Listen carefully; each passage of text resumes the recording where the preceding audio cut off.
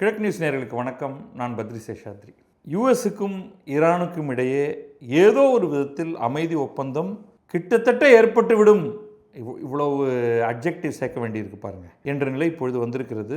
செய்திகள் எல்லாம் ரொம்ப பாசிட்டிவாக இருக்கின்றன. ஆனாலும் நமக்கு உள்ளூர ஒரு துளி பயம் இருக்குது அப்படிங்கிறத நம்ம ஒத்துக்கணும். ஏன்னா பல முறை ட்ரம்ப் இதோ இன்னைக்கு சைன் பண்ணிட போகிறோம், இட்ஸ் வெரி க்ளோஸ், சைன் பண்ணியாச்சு, அந்த ரேஞ்சுக்கு அவர் சொல்லுவார். அன்றைக்கி ராத்திரியே ஒரு பாம்பை தூக்கி போட்டுருவாங்க. யார் தலையில் போடுறாங்க அப்படின்னே சொல்ல முடியாது. யூஷுவல் மாடல் இதுதான்.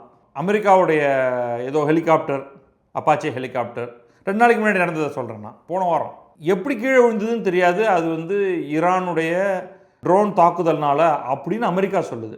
உடனே தடபுடன்ட்டு ஒரு 4 பாம்பை தூக்கி அவன் ஈரான் மேலே போடுவான்.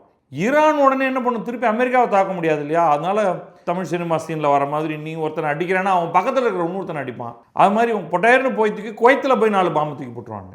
ஸோ இப்படி இந்த விளையாட்டு நடந்துகிட்டு இருந்துச்சு. இதுக்கு நடுவில் இதுக்குன்னே வெயிட் பண்ணிகிட்டு இருக்க இஸ்ரேல், இவங்கெல்லாம் சண்டை போடுறாங்கப்பா அப்படின்னு சொல்லி அவன் 4 பாம்பை தூக்கி பெய்ரூட்டில் கொண்டு போய் போடுவான். ஸோ இதுதான் தொடர்கதையாக நடந்துகிட்டு இருக்கு. அதனால் இதை நம்மளால் நம்பவே முடியல. ஆனாலும் இதை கடைசியாக இது சொன்னதுனால நம்ம இதை எப்படி நம்பலாமா கூடாதாங்கிற அந்த ஒரு பிஞ்ச் ஆஃப் சால்ட்னு சொல்லுவாங்க இல்லையா, அதோட கூட சேர்த்து சொல்லுவோம். அவருடைய மெசேஜ் சொல்லுது, peace deal with Iran is now complete, announcing the Strait of Hormuz is open, United States will lift its naval blockade அப்படின்னு அவர் ஏதோ தந்தி கடுக்கிற மாதிரி சொல்லிட்டாரு. என்ன எக்ஸ்டர்னலாக நம்ம பார்க்குறோம் அப்படின்னு சொல்கிறேன். கடந்த ஒரு மாதத்தில் ஒரு $110 பிரெண்ட் க்ரூட் ஆயில் ப்ரைஸ் சந்தையில் இருந்தது இல்லையா?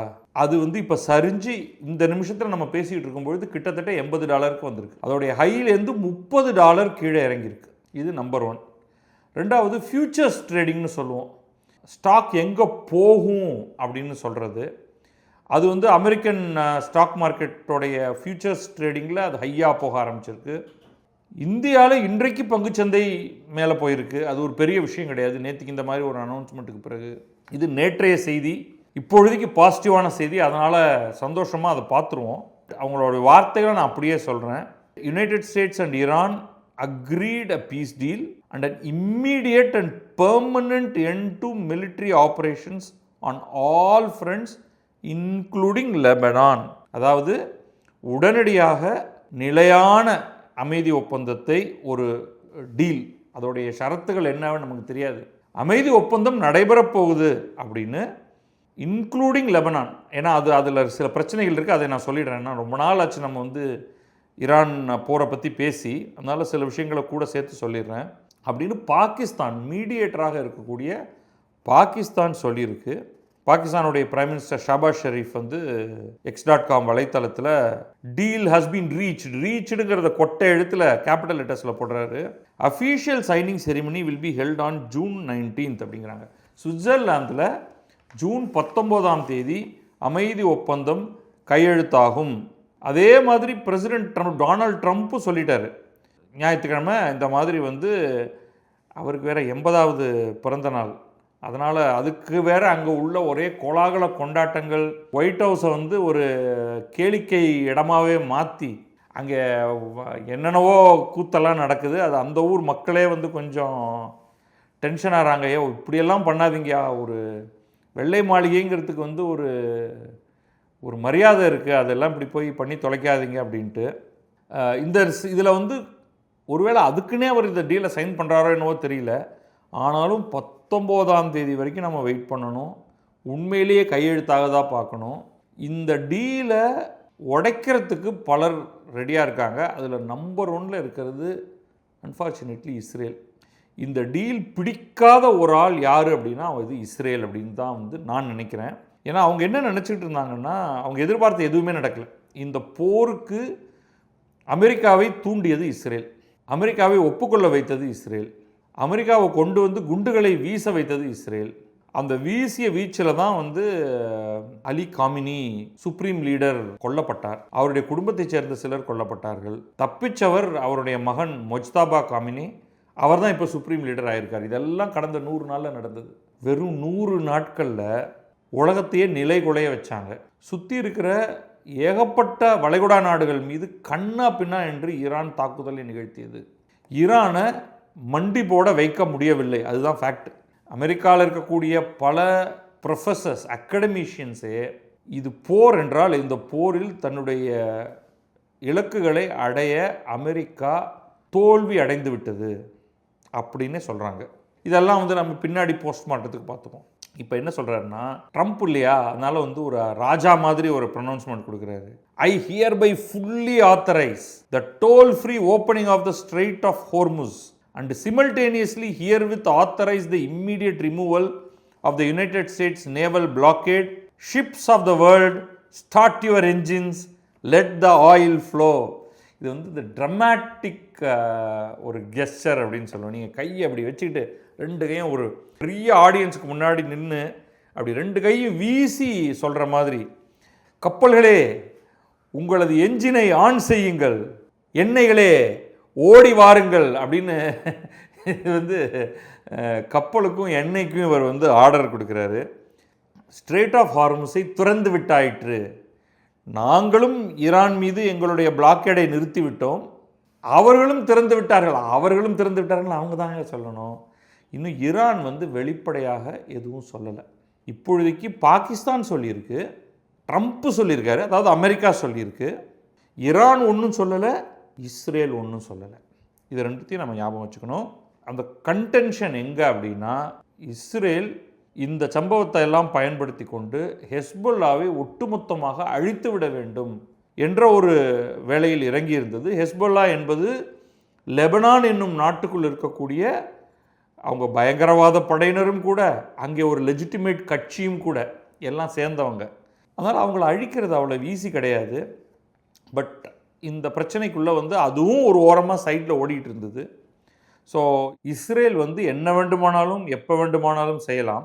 அது எந்த மாதிரி இந்த உடனே ஈரான் பதிலுக்கு, இப்போ இஸ்ரேல் லெபனானில் ஹெஸ்பொல்லா மீது ஒரு தாக்குதலை நிகழ்த்துகிறது என்றால் உடனே ஈரான் வந்து ஹார்முஸில் நாங்கள் கப்பலை விட மாட்டோம் அப்படின்னு சொல்லுவாங்களா? இது நமக்கு தெரியாது. இன் ஃபியூச்சர் இல்லை யாராவது லெபனானில் இருக்கக்கூடிய ஹெஸ்பொல்லாவை தாக்கினால் நாங்கள் குவைத்தையோ பஹ்ரைனையோ ஒரு 4 போட்டு சாத்துவோம் என்று சொல்வார்களா? நமக்கு தெரியாது. இதெல்லாம் ஃபியூச்சர். இதுதான் வந்து இப்போதைக்கு சிச்சுவேஷன். அஃப்கோர்ஸ் பாகிஸ்தான் வந்து இதில் நிச்சயமாக பெருமைப்பட்டு கொள்ளலாம். தொடர்ச்சியாக ஒரு அமைதி ஒப்பந்தத்துக்காக அவர்கள் வந்து பயங்கர மீடியேஷன்லாம் பண்ணி இது எப்படியாவது கொண்டு வந்துடுறதுன்னு பார்த்து கிட்டத்தட்ட கொண்டு வந்துட்டாங்க. பாகிஸ்தானுடைய பிரைம் மினிஸ்டர் ஷாபாஸ் ஷெரீஃப் வந்து யுஎஸ்ஐ, ஈரானை எல்லாரையும் வந்து பாராட்டி இந்த மாதிரி ஒரு பிரச்சனைக்கு ஒரு டிப்ளமேசி மூலமாக, ராஜரீக பேச்சுவார்த்தை மூலமாக ஒரு அமைதியை கொண்டு வந்திருக்கீங்க அப்படிங்கிறது வந்து ஒரு மிகப்பெரிய விஷயம் அப்படின்னு. கூடவே அவர் வந்து கத்தார், சவுதி அரேபியா, துருக்கி இவங்க எல்லாரையும் வந்து இந்த மீடியேஷன் எஃபர்ட்டுக்கு பயங்கரமாக அவர் பாராட்டியிருக்காரு. இது நடுவில் 2 விஷயம் 2 தடவை நடந்தது. ஒரு 2 தடவை வந்து ட்ரம்ப்பு இஸ்ரேலுடைய பிரதமர் பெஞ்சமின் நெத்தன்யாவுக்கு ஃபோன் பண்ணி கெட்ட வார்த்தைகளாலெல்லாம் திட்ட வேண்டியிருந்தது. கெட்ட வார்த்தைகள்னால் கூட இருந்தவங்க வந்து வெளியில் சொல்கிறது தான், அவங்களா சொல்லலை. அசிங்கமான கெட்ட வார்த்தைகளால் ஐயோ நீ வந்து கெடுத்து குட்டிச்சவராக்கிடுவ போல இருக்கையா என்று ட்ரம்ப் வந்து நெத்தன்யாகுவை இந்த மாதிரிலாம் திட்டியிருக்காரு. இந்த ஒப்பந்தம் நடைபெற விடாமல் அவர் தொடர்ச்சியாக அவர் தாக்குதல் நடத்திக்கிட்டு இருக்கிறதுக்கு, இந்த பர்டிகுலர்லி இந்த ஹெஸ்பொல்லா மீதான தாக்குதல் தான். ஸோ ஏன்னா ஈரான் வந்து அதை ஒரு ப்ரீ கண்டிஷனாக போட்டுருச்சு. அமைதி ஒப்பந்தம் வேணும்னா லெபனானையும் அதில் நீங்கள் சேர்த்துக்கிட்டா தான் அங்கேயும் தாக்குதல் நடத்தக்கூடாது அப்படின்ட்டு. ஸோ அதனால தான் நான் சொல்கிறேன், இது வந்து எவ்வளோ தூரத்துக்கு இந்த அமைதிங்கிறது சாத்தியம் அப்படிங்கிறது நமக்கு தெரியல. அப்படியே ரிவர்ஸ் பண்ணி என்னென்னலாம் இதோடைய அர்த்தம் அப்படின்னு பார்ப்போம். உண்மையிலேயே இது செயல்படுதுன்னா ஃபஸ்ட்டு ஸ்டெப்பு, ஹார்முஸ் நீரிணைப்பை ஒட்டி எக்கச்சக்கமான கப்பல்கள் இன்னும் அங்கே மாட்டிக்கிட்டு இருக்கு. அந்த கப்பல்கள் எல்லாம் அவங்கவுங்க நாட்டுக்கு போயாகணும். கார்கோ அன்லோடு பண்ண வந்த கப்பல் அவங்க நாட்டுக்கு போயாகணும். கார்கோவை லோடு பண்ண, அதாவது ஆயிலையும் இயற்கை எரிவாயுவையும் எடுத்துக்கிட்டு அல்லது உரங்கள் மற்ற விஷயங்கள் எல்லாம் எடுத்துகிட்டு போக வந்த கப்பல்கள் அதை லோடு பண்ணி எடுத்துகிட்டு போயாகணும். நூற்றுக்கணக்கான கப்பல்கள் அங்கே இருக்குது. இது எப்போ நடக்கும்? இதுதான் வந்து என்னை பொறுத்த வரைக்கும் போர் நிறுத்தம் அப்படின்னா நம்பர் 1 கப்பல்கள் கிளம்புதா அப்படிங்கிறது. இது நம்பர் 1. 2வது, வளைகுடா நாடுகளில் இயல்பான வாழ்க்கை திரும்புமா? அது திரும்புங்கிறதுக்கு என்ன அப்படின்னா அவர்கள் வந்து ஆயில் ப்ரொடக்ஷனை அதிகப்படுத்தி அதை கப்பல்களில் தொடர்ச்சியாக அனுப்புறது. 3வது, வேற ஒரு சில பேர் பேசிகிட்டு இருக்கிறது டோல் தான் கிடையாது, ஆனால் நாங்கள் செக்யூரிட்டி டேக்ஸ்னு ஒன்று போடுவோம் அப்படிங்கிற மாதிரி ஈரான் பேசியதாக ஒரு சில செய்தி நிறுவனங்கள் செய்தி சொல்கிறாங்க.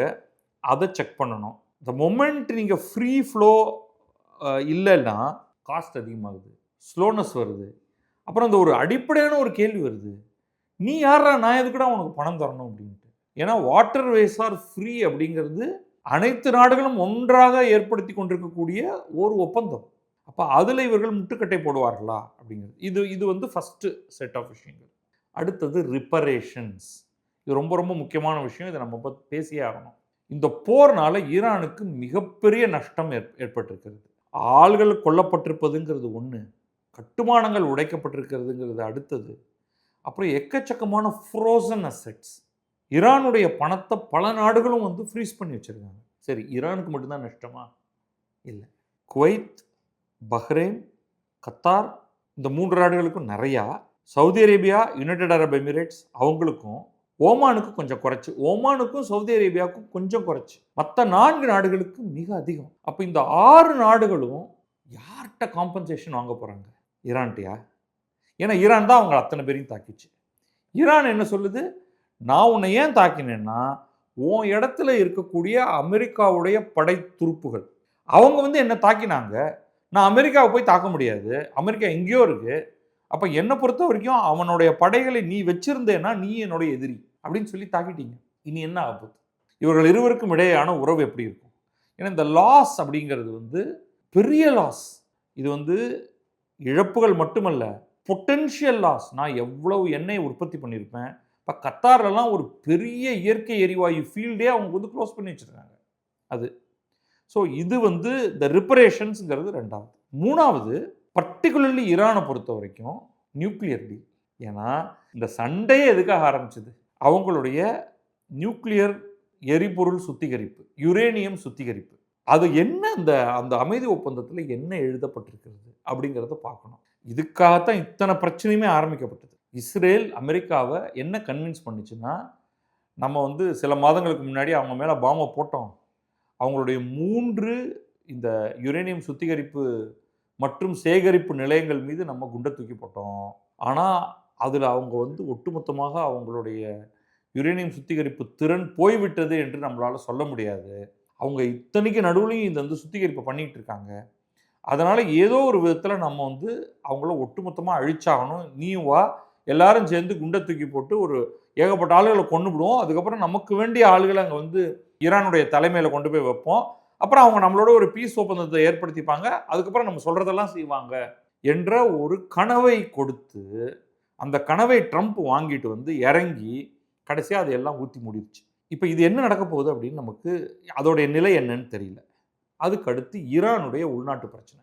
இந்த நாளைக்கு ட்ரம்ப் நிறைய கதைகள் சொன்னார். அதில் ஒன்று வந்து, ஈரானிய மக்களே, நாங்கள் வந்து போட்டு அடித்து சாத்தி உங்களுடைய டாப் தலைவர்கள் எல்லாத்தையும் கொன்னதுக்கு பிறகு நாடு உங்களோடது, நீங்கள் வீதிக்கு வந்து நாட்டை நீங்கள் எடுத்துக்கொள்ளுங்கள், இதுதான் உங்களுக்கு கடைசி வாய்ப்பு, இந்த மாதிரியான ஒரு வாய்ப்பை வேறு யாருமே இதற்கு முன்னால் கொடுக்கவில்லை, இனியும் கொடுக்க போவதில்லை அப்படின்னு சொன்னார். இந்த அட்டாக் நடக்கிறதுக்கு முன்னாடி உண்மையிலேயே மக்கள் தெருக்களில் வந்து பயங்கரமாக போராடி கொண்டிருந்தார்கள், ஆட்சியாளர்களுக்கு எதிராக கிளர்ச்சி செய்து கொண்டிருந்தார்கள். அதில் எண்ணற்றவர்கள் கொன்று குவிக்கப்பட்டனர். இப்போ போர் ஒரு 100 நாள் நடந்திருக்கு. வி டோன்ட் நோ, திருப்பி வந்து ஈரானிய மக்கள் மீண்டும் தெருவில் இறங்கி போராடுவார்களா அப்படிங்கிறது நமக்கு தெரியாது. அடுத்தது இஸ்ரேல் இந்த போரை தூண்டிவிட்டதோடு மட்டுமல்லாமல் எவ்வளவு தூரத்துக்கு பாசிபிளோ ஈரான்லேயும் சரி லெபனான்லேயும் சரி தன்னுடைய எதிரிகள் மீது கடுமையான தாக்குதல் நிகழ்த்தது. ஏற்கனவே ஹமாஸை வந்து கிட்டத்தட்ட முடிச்சு வச்சுருக்காங்க. ஹெஸ்போலாவே அந்த மாதிரி முடிச்சிட முடியும்னு நினச்சாங்க, அது நடக்கலை. இப்போ ஈரானும் ஹெஸ்போலாவும் சேர்ந்து கொண்டு என்றாவது ஒரு நாள் மீண்டும் ஈரான் அண்ட் ஹெஸ்போல்லா டுகெதர் இஸ்ரேலை போட்டு அடிப்பார்களா, அதற்கு என்ன செய்ய போகிறார்கள் அப்படிங்கிற ஒரு விஷயம் வந்து நீண்ட தூர நோக்கில் நம்ம பார்க்கணும். அதுக்கப்புறம் உலகத்தில் இருக்கக்கூடிய மற்ற நாடுகள், இதில் வந்து சில நாடுகளுடைய ஸ்டோரி வந்து ரொம்ப கொடூரமாக இருக்குது. ஆப்பிரிக்காவில் யார் யார் எப்படி பாதிக்கப்பட்டிருக்காங்கன்னா, ஆசியாவில் பெட்ரோல் விலை அதிகமாச்சு, அவ்வளோதான். இயற்கை எரிவாயு விலை அதிகமாச்சு, குக்கிங் கேஸ் விலை, எல்பிஜி விலை அதிகமாச்சு. அதெல்லாம் வந்து ஒரு 3 மாதத்தில் திருப்பி பழையபடி வந்துடும். இப்போவே உங்களுக்கு குறைஞ்சிருச்சு. இன்னும் 1 மாதத்துக்குள்ளே நம்ம வந்து பெட்ரோல் விலை நம்முடைய நாடே குறைக்கும் அப்படிங்கிறது தான் என்னுடைய நம்பிக்கை. விரைவில் இது கொஞ்சம் ஸ்டெபிலிட்டி ஆயிடுச்சுன்னா நம்ம வந்து இன்னொரு அந்த ஒரு 10 ரூபா விலை ஏற்றினதை வந்து அவங்க திருப்பி கொஞ்சம் குறைச்சிருவாங்க. 110 ரூபா வரைக்கும் போனது வந்து திரும்ப 100 ரூபாய்க்கு வரும் அப்படிங்கிறது என்னுடைய கெஸ். உலகத்தில் பல நாடுகளில் இதுதான் நடக்கும். அதோடைய தாக்கம் என்பது ஒரு 3 மாதம்ங்கிறது இன்னொரு ஒரு 6 மாதத்துக்கு இருக்கும். அதுக்கப்புறமா மீண்டும் உலகம் பழைய நிலைக்கு திரும்ப ஆரம்பிச்சிடும். ஆனால் சில நாடுகளில் மிக மோசமான நிலை வந்திருக்கிறது. என்னன்னா, உணவை வெளிநாடுகளிலிருந்து வாங்கக்கூடிய ஆப்பிரிக்காவில் இருக்கக்கூடிய பல நாடுகள், ஏழ்மையான நாடுகள், வந்து சவுத் சூடான், சோமாலியா, இந்த மாதிரியான ஒரு சில நாடுகள் இருக்கு. அவங்களுக்கு வந்து உள்நாட்டில் உணவு உற்பத்தி கிடையாது. வேண்டிய அளவுக்கு அவர்களுக்கு உரம் வெளியிலிருந்து வருவதில்லை.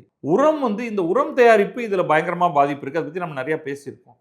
இப்போ இந்த தட்டுப்பாடுகள் எல்லாம் எப்பொழுது நீங்கும், எப்படி வந்து இந்த நாடுகள், இந்த ரொம்ப கஷ்டத்தில் இருக்கக்கூடிய நாடுகளுக்கு உணவு போய் சேரும் அப்படிங்கிறது ஒரு பெரிய சேலஞ்ச் ஒன்று இருக்குது. ஸோ இது மட்டும் இல்லை, நாளைக்கு இது போன்ற இன்னொரு பிரச்சனை வராமல் இருக்க உலக நாடுகள் என்ன முன்னேற்பாடுகளை எடுத்துக்கொள்ள வேண்டும் அப்படிங்கிற ரொம்ப காம்ப்ளிகேட்டடான இன்னொரு விஷயம் வேறு வர ஆரம்பிச்சிருக்கு. இதுக்கப்புறமா வந்து இன்னொரு சோகம் வந்து இந்திய மெர்ச்சன்ட் நேவின்னு சொல்லுவோம் இல்லையா, இந்திய மாலுமிகள், கப்பலில் ஒர்க் பண்ணக்கூடியவர்கள், அதில் சில பேர் வந்து கொல்லப்பட்டிருக்கிறார்கள் இந்த போர்னால்.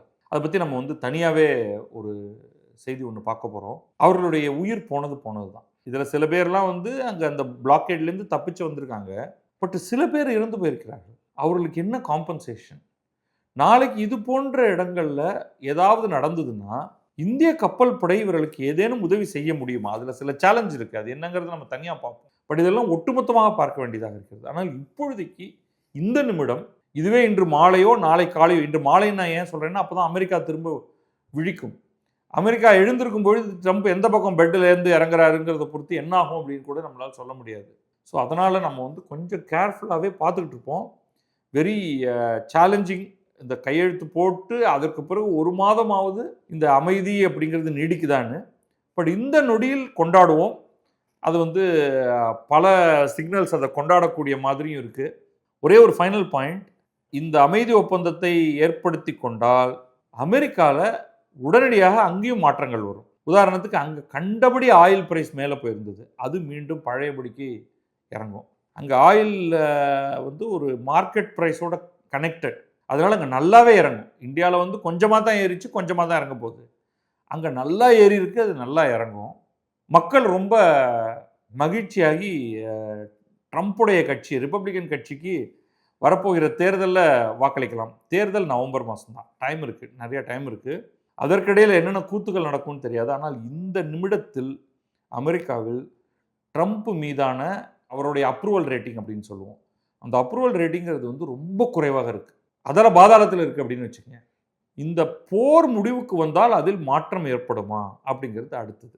அதோட ரிலேட்டட் பாயிண்ட், இந்த போருக்காக என்னத்தை சாதிக்க இந்த போரை அமெரிக்கா ஆரம்பித்தது, இதில் எத்தனை பில்லியன், எத்தனை 100 பில்லியன் டாலர்கள், ட்ரில்லியன் டாலர்களை இதில் செலவழித்திருக்கிறது, பலனே இல்லாத ஒரு போரை ஏன் புரிந்தது அப்படிங்கிற ஒரு பெரிய கேள்வியை என்றேனும் ஒரு நாள் அமெரிக்க மக்களும் கேட்பார்கள், நாமும் கேட்போம். நமக்கு பதில் மட்டும்தான் கிடைக்கப் போவதில்லை. ஸோ இந்த நிமிடத்தில் இதை வரவேற்போம். நன்றி, வணக்கம்.